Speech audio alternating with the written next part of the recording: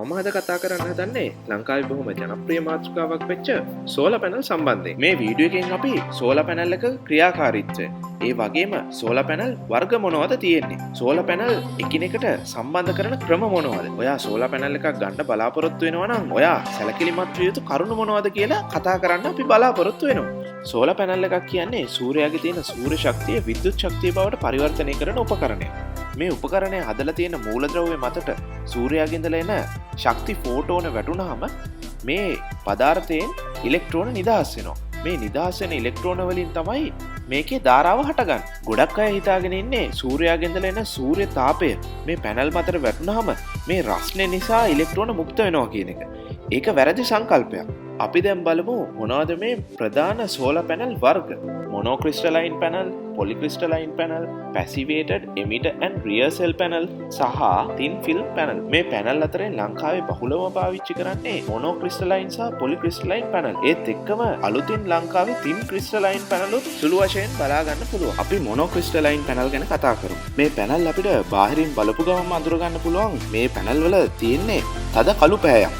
ඒ කළු පැහැ ලැබෙන හේතුව මේ පැනල් සාදලා තියෙන්නේ සංශුද්ධ සිලිකන් වලින්. මේ සිලිකන් ස්පටික චූටි වේෆර්ස් වලට කපලා තමයි මේ පැනල් සාදලා තියෙන්නේ. මේ පැනල් පොලික්‍රිස්ටලයින් පැනල් එක සාපේක්ෂව බලනකොට කාර්යක්ෂමතාවයෙන් වැඩි. ඒ වගේම මේ පැනල් ආයු කාලයෙන් වැඩි.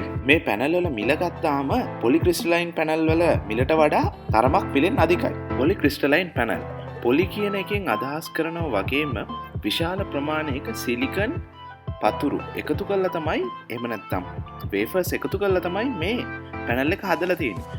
බැලුමට අපිට මේ පැනල් එක අඳුර ගන්න පුළුවන් මේ පැනල් වලට තියෙන තද නිල් පැහැයක්.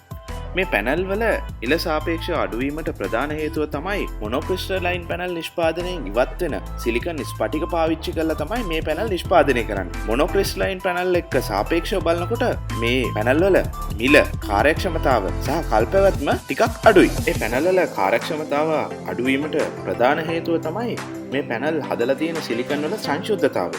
මේ සංශුද්ධතාවය අඩු වෙන තමයි මේ පැනල් වල කාර්යක්ෂමතාව අඩු වෙලා තියෙන්නේ.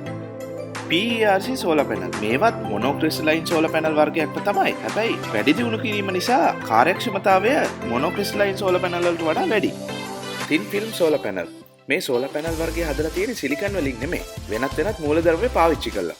මේ thin film සෝලර් පැනල් තමයි උෂ්ණ අධික රටවල් වෙන ශ්‍රී ලංකාව වගේ රටවල් වලට වඩාත්ම උචිත වෙන සෝලර් පැනල් වර්ගය. හැබැයි මේ සෝලර් පැනල් ලංකාවේ එච්චර ජනප්‍රිය නැහැ. අපි බලමු මොනවද මේ පැනල් සම්බන්ධ කරන ප්‍රධාන ක්‍රම කියලා. අපි මුලින්ම කතා කරමු සීරීස් කනෙක්ෂන් එක. මේ ක්‍රමයේදී පැනල් වල තියෙන ධන සහ ඍණ අග්‍ර එකට සම්බන්ධ කරලා මේක වැලක් වගේ හදා ගන්නවා.